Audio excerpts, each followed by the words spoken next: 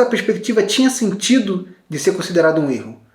Só que o problema é que a gente esquece que isso só tem sentido dentro daquela perspectiva.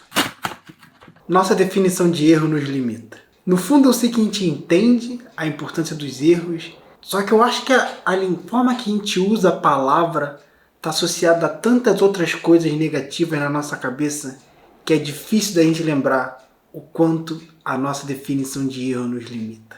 E a vida me deu uma experiência recentemente para eu lembrar disso e o quanto o que a gente considera um erro, porque a verdade é que nada é um erro de verdade, o que a gente considera um erro tem a sua importância e o seu valor para a nossa vida como um todo. Como você está vendo, tem um canal e basicamente isso são meus vídeos. São eu falando na frente de uma câmera e era minha intenção fazer dessa forma desde o início. E uma coisa que eu entendi é eu vou ser desafiado a apresentar da forma mais interessante possível o conteúdo que eu tenho para apresentar. Porque como eu não vou fazer uso de nenhum artifício visual para tornar isso interessante, eu tenho que tornar interessante através da minha persona. E assim tornar o vídeo cativante. Mesmo que o vídeo acabe só sendo ouvido e não visto, o que eu acho que pode ser muito dos casos, porque essa dinâmica de vídeo é perfeita para ser ouvido. Eu, quando eu trabalhava editando imagem, eu botava muito vídeo assim, onde eu sabia que eu não ia perder nada, porque era só a pessoa falando. Mas caso a pessoa queira assistir, eu quero proporcionar uma experiência que seja interessante da pessoa assistir. E para isso acontecer, eu tenho que transmitir tantas emoções do que eu estou falando através dessa, entre aspas, muitas aspas, performance, e também através da minha voz. Isso é uma coisa que eu tenho estudado e praticado bastante, inclusive com o canal, que é aprender a modular minhas vozes. Os aspectos da voz que são importantes para criar um discurso envolvente, um discurso cativante. E um deles, que é o que eu mais dou atenção, eu não sei se tem uma palavra para isso em português, mas é o agudo e o grave. Essa variação entre o agudo e o grave. Eu tinha uma tendência muito forte de estar sempre falando assim, sempre com a voz aguda e sempre terminando as frases assim, e eu ia falando assim, e isso é muito desanimador de você ouvir. Quando você se dispõe a ouvir alguém e ela vai sempre falando dessa forma, sempre sendo agradável, sempre sendo doce, você não sente confiança nessa pessoa. Inclusive, esse é o tom de voz de quando alguém mente. Ou pelo menos é o tom de voz de quando alguém não está sendo totalmente sincero. Eu não sei qual dos dois é a definição precisa para o uso do tom agudo em certas situações, mas eu vi uma pessoa falando sobre isso. Falei assim, cara, faz o experimento de passar uma semana só falando a verdade. Se propõe a não falar coisas para agradar os outros, fala só o que você realmente acredita. E você vai perceber que a sua voz vai automaticamente indo para essa parte mais grave. Justamente porque você está sendo sincero. E o tom grave transmite essa confiança. E eu, por entender essa minha tendência de ir para o agudo, entender a importância para um discurso de ter essa variação entre o agudo e o grave, eu fui tentando trazer minha voz mais pro grave a todo custo. Eu lembro do período que eu estava lendo O Príncipe do Maquiavel, no início do ano, e o meu esforço era só ler ele inteiramente grave. Eu ficava ali tipo, forçando para minha voz ficar o tempo todo baixo, e é lógico que em algum momento da leitura você esquece, a sua voz volta pro tom normal, e eu ia sempre fazendo essa concentração de trazer ela pro grave, manter a leitura grave, continuar falando grave. Eu fui considerando falar agudo ou ler agudo um erro. E dentro dessa perspectiva tinha sentido de ser considerado um erro. Só que o problema é que a gente esquece que isso só tem sentido dentro daquela perspectiva. Quando vai para o âmbito geral, como por exemplo no campo da fala, do discurso, é importante que eu também fale agudo e troque para o grave.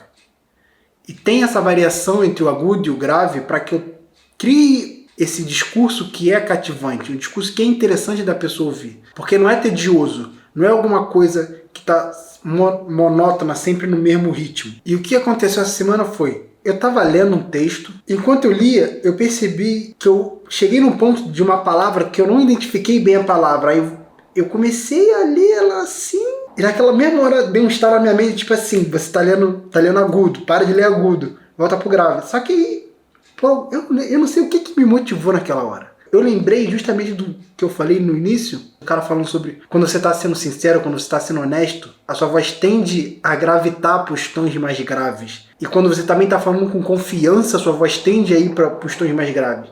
E eu percebi que eu não li agudo simplesmente pelo hábito de ler agudo. Eu li agudo porque eu encontrei uma palavra onde eu não tinha confiança para ler ela. Eu não conhecia aquela palavra. Eu não estava confortável com ela. Nesse momento eu percebi que os agudos são um sinal de um momento que eu não estou confiante. Porque o que acontece dentro da gente é muito rápido. Se você já se pegou numa conversa com as pessoas, já se observou, você vê como você vai falando um monte de palavra, e a pessoa fala uma coisa, você já reage, a outra pessoa fala outra, e você reage para outra, e você se move, e tudo vai acontecendo num ritmo tão automático e tão veloz que nós não temos tanto a habilidade de ter 100% consciência de tudo que está acontecendo e perceber tudo que está rolando dentro da gente nessas horas. E eu vi como a voz aguda, nesse momento, serve como um parâmetro para eu descobrir o que estava acontecendo dentro de mim. Porque se eu estou falando com alguém e nessa velocidade do bate-bola, da conversa, da agitação, da coisa toda, eu percebo que a minha voz gravitou para os tons mais agudos, eu sei que provavelmente eu estava inseguro com relação a alguma coisa.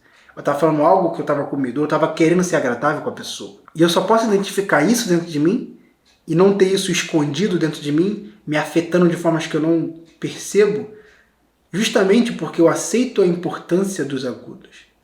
Aceito quanto o que eu considerava um erro tem uma utilidade para encontrar dentro de mim o que eu tenho o desejo de mudar.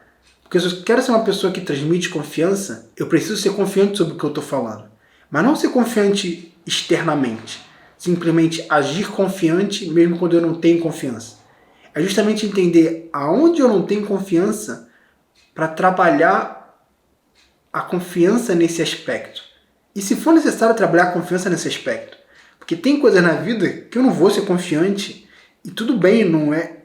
Eu não preciso ser confiante nelas. É o ciclo do aprendiz e do mestre. Você só se torna mestre se você for aprendiz. Você só se torna confiante se você aceitar o quanto você é inseguro em certas situações. Você tem que abraçar a sua insegurança, abraçar a dúvida, para que a certeza e a confiança venham a partir delas. Isso cabe exatamente à analogia de você ter um jardim e você ter uma erva daninha crescendo no teu jardim e você quer simplesmente arrancar ela por cima. Você pega o que está por cima e tira. Aí começa a crescer de novo. Aí você pega o que está por cima e tira. Você fica naquela preocupação, tipo assim, isso é um erro, isso aqui não pode estar aqui. E você fica nessa afobação de querer tirar aquilo a todo custo, que você não vai na raiz. Você não resolve o problema na causa. E você fica sempre tendo que lidar com ele te atingindo de milhões de maneiras diferentes, crescendo em vários pontos do seu jardim diferente, porque você não simplesmente tem paciência de observar ele acontecendo, aceitar que ele está acontecendo, e a partir do crescimento dele, você usar aquilo como indicador para você alcançar a raiz. Encontrar de onde está vindo aquilo tudo. E quando você encontra a raiz, você trata a partir da raiz. Aquela erva daninha que não parava de crescer, some. Porque você aceitou que ela existe, aceitou e com paciência até a raiz dela, e aceitando o trabalho de ir até a raiz, removendo a raiz, e depois botando a terra de novo no lugar, você se permitiu que aquela raiz da desconfiança, aquela raiz da insegurança, se tornasse a raiz da confiança e a raiz da segurança. Os nossos erros, o que a gente considera um erro, são muito importantes para todo o nosso processo nesse plano, nessa vida, no que quer que seja isso aqui. Você pode viver a vida querendo remover eles incessantemente, desesperadamente, só que isso não vai te levar para onde você quer chegar. Você precisa conviver com eles, precisa abraçar eles e aceitar que eles são parte da sua vivência, porque eles têm uma importância de ser. Eu não quero só deixar essa ideia de que eles têm uma importância de ser, mas eles têm um valor intrínseco neles mesmos.